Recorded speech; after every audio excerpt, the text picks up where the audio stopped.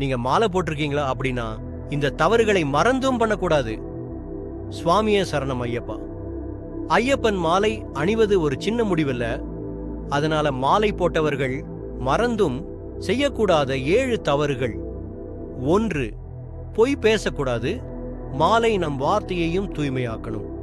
2. கோபம், சினம், கடுமையான வார்த்தைகள் வேண்டாம், சாந்தமே சுவாமியின் ஆடை. 3. சண்டை, சச்சரவு கூடாது. மன அமைதி இழக்க கூடாது.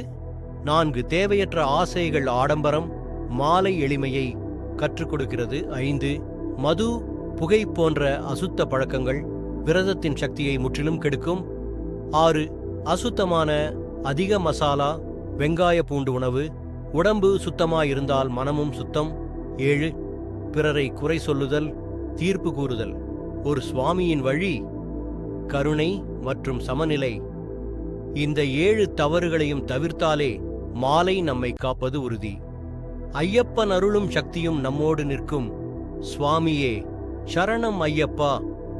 மறக்காமல் சப்ஸ்கிரைப் செய்துவிட்டு மாலை போட்டுள்ள நண்பர்களுக்கு பகிரவும்.